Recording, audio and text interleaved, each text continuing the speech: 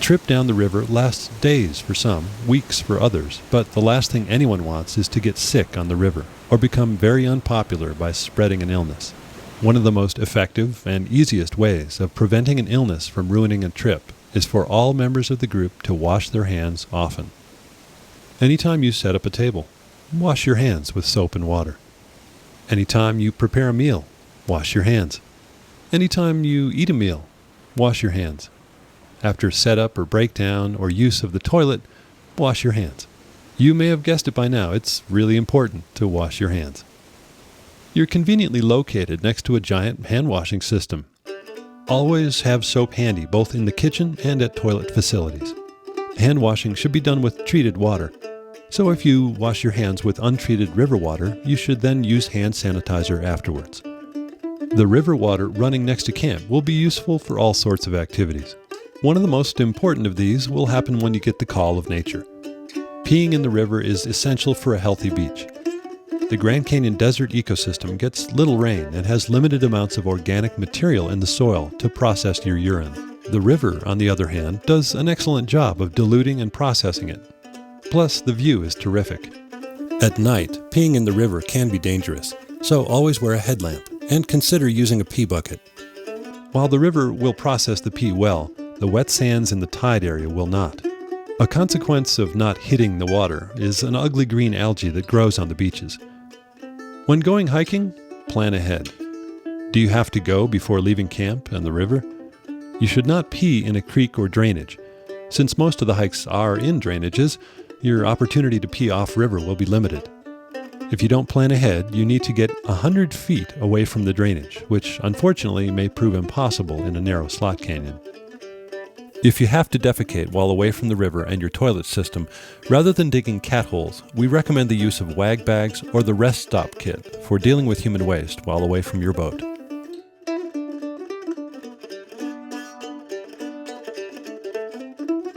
The kitchen will become the major hub of activity once you get off the river for the day. It can also be the most likely place for illness to spread. You guessed it, wash your hands before handling any food or dishes in the kitchen. Try to set up in the low tide zone. This will wash away any spilled food. Use a tarp under your table in any area.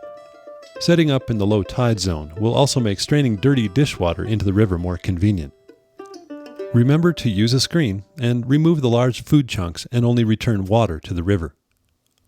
One of the most important areas of the kitchen will be the dishwashing station. We recommend a setup that's worked well in the past, the 4-bucket system.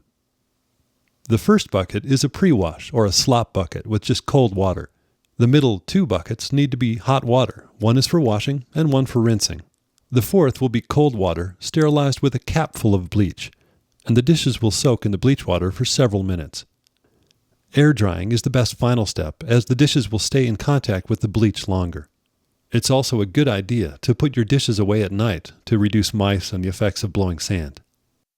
As with most activities, remember to crush cans and scrub pots in or at the water's edge in the low tide zone.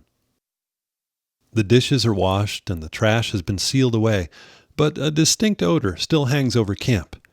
The odor is probably you and your companions. The Colorado River offers a convenient bathtub. Soap up in the low tide area and go into the river feet first. No diving. There are large hard rocks just under the surface. If you're like most people, you'll make short work of it in the cool water. When the river turns brown after a rain, bathing in a clear side stream will look mighty tempting, but please don't. The rule is no soap in any side stream. After bathing several times in the river, you may become a firm believer in the solar shower. The warm water will feel great. Just set it up so it drops into the river water, so soap doesn't end up in the wet or dry sand in your camp.